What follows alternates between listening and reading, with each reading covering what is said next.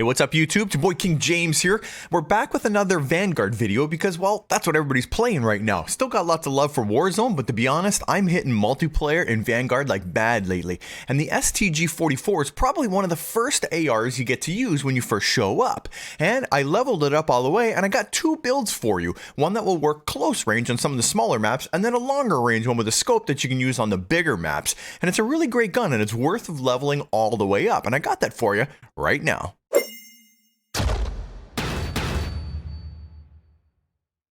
So the first thing I noticed on some of the Vanguard guns is the distance of the first damage drop off, 50 meters, which is huge compared to the regular guns, only about 35.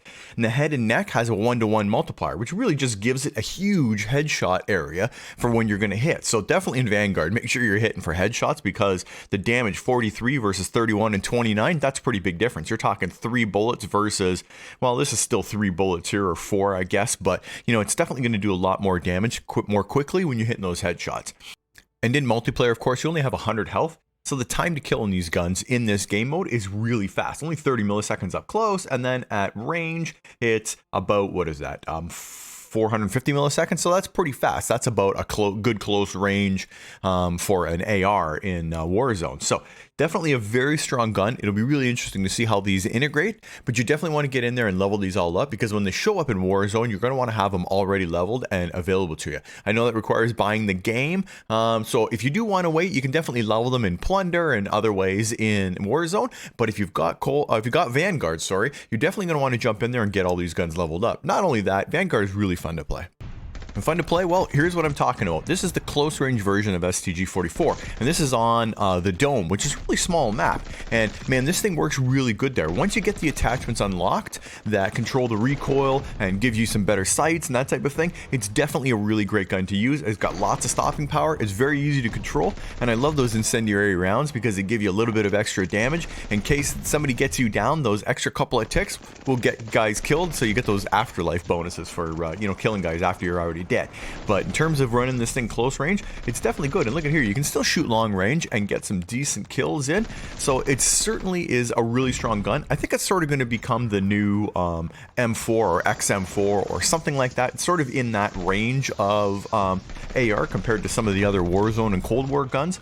So certainly one that we're probably going to want to have leveled up. It'll likely be a meta gun or pretty close to it because it's a good all-rounder. It works close, it works far, it definitely has lots of firepower. So when you're hitting those headshots, look at there, that's even a pretty long distance, it still works really well. So definitely a good gun close. Let me show you the build for it. So with the Cold War guns, what's really crazy is you get 10 attachments when you completely unlock the thing. Hopefully this will carry over to Warzone because it's going to add a whole new level of build diversity that we really don't have today. There really is sort of just 1 or 2 different ways to build a weapon, where with this, we probably are going to get all kinds of ways. And what I'm going to show you here is just what worked the best for me. There may be even better builds than this as we get, sort of using the guns and really figure out what all the attachments do. But I'll go through it real quick for you. So for the muzzle, I use the recoil booster because it gives you extra fire rate. And this gun's pretty smooth, so it can handle the extra fire rate. And for the barrel, I'm using the, I don't even know how to say this, Crossnick 220 mil rapid. Again, more fire rate, so that's what makes the gun shoot really fast. And it probably has a faster time to kill than one of those charts because this isn't even taken into account, right? So it's going to raise the weapon's RPM. For the optic, I really like this Mark III, where is it here? The Mark III sun filter. It works really nice. The other one that I see a lot of guys using is the slate reflector. So choose whatever good close range optic you like. And you can always run one because you can run 10 attachments on these guns. And for the stock, I'm using this one here, the Crossnick folding. So it gives me sprint to fire speed, which is crucial on a close range gun, and movement speed, which is really helpful.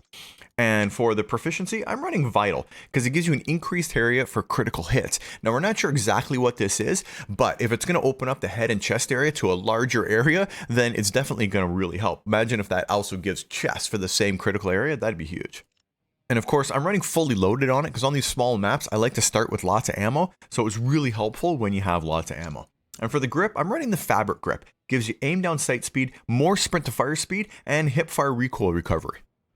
For the magazine, running the 7.62 Grenco 30-round mag, so recoil control, movement speed, aim down sight, and fire rate. This is everything pretty well you want for a close range gun. You see it's got negatives on bullet velocity and range and penetration, but because you're using this thing up close, you really want it to fire fast and have no recoil and be, much like an SMG. And for the ammo type, you can pretty well pick anything you like, but I really like the incendiary. As I was saying before, it does ticks of damage after, so if they manage to get you, those ticks, so many times, the fight was really close, but I died first, but then the ticks get him in the end, and I still get the elimination.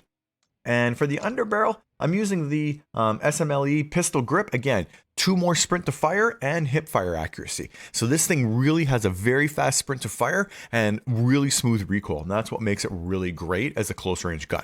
All right, now let's show the footage for the long range, and then I'll show you the build.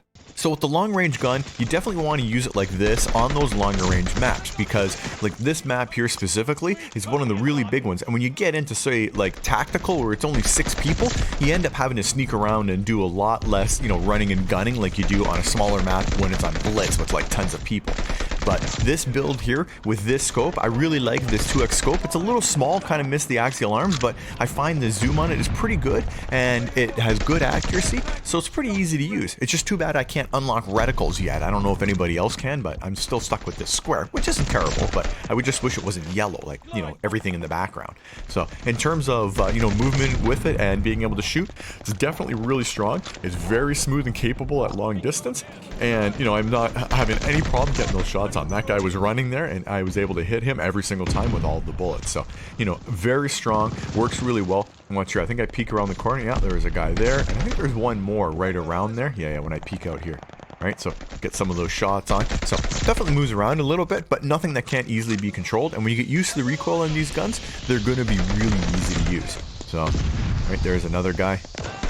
Another one here, right? Really works nice. I like this gun for a long range. It's really smooth, so definitely want to level this one all the way up. Oh, damn.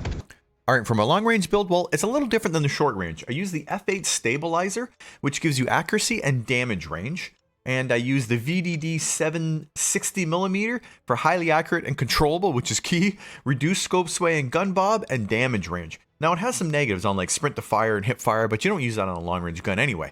Now this optic, the G16, it's a little smaller than what I want, but it definitely works really nice, and I use it even on the longest maps. Recoil and accuracy, so it seems to work really nice. I'm still trying to find a longer like 3 or 4x scope, so if you have any recommendations, hit me up in the comment section down below. A couple that I've tried, it's just been like so big when you're running, they like block the screen and stuff, so I'm not totally sure what to use there just yet. For the stock, I'm using the VDD weighted. It gives you aiming stability, recoil control, accuracy, and flinch resistance. All good for a long distance gun. For proficiency, again, I'm using Vital still for that increased area for critical hits, and fully loaded to come up with all of the ammo. Now for the rear grip, this one here, it unlocks at level 67, I think, so you get it really late on the gun, but it's key to this one because it gives you +2 to recoil recover and initial accuracy and recoil, so it really works nice when you're shooting this thing long distance. And for the rounds, I'm using the .30 Russian short, so that's bullet velocity and range, bullet penetration, and damage. Now it has -5 to recoil control and accuracy, and that's why you need all those other recoil attachments. And for ammo type, I'm using incendiary. I just like that extra damage ticks that it gives you, so you can get those kills even if you get downed. And for the underbarrel is the M1930 Strife Angled, so +2 to accuracy, aiming stability, and aim walking steadiness. And that really makes this thing awesome for long distance. So I'm going to leave this video out with a little bit of footage of using the Type 100 SMG. I'm going to have that for you really soon. And if you haven't tried the Type 100 out, it's really good as an SMG, so stay tuned for that. Anyways, guys, give me your thoughts down below on the STG 44. Have you got it leveled up? Are you going to take this thing all the way to max? I'm telling you, I really think that you want to, because it really works nice. It's a solid gun all around, and is really going to be good when it hits Warzone. There's a few others that I'm going to come up with some other videos for as well, so I'm going to try and level almost all, if not all, of the Vanguard guns up, because I really think they're going to become meta in the game, just like the Cold War guns did after integration. So you'll probably see that soon. So make sure you're doing that. If you don't have Vanguard now, don't worry about it, guys. We'll be able to level those up in Plunder and using all of our normal leveling methods. So don't worry if you haven't got this stuff. You feel like you're going to be behind. The regular Cold War guns are still going to be really strong and will work. Anyways, guys, that's it for me. So let me know your thoughts in the comments down below. And as always, if you don't see me in Warzone, if you don't see me in multiplayer, it's only a matter of time, baby. King James out.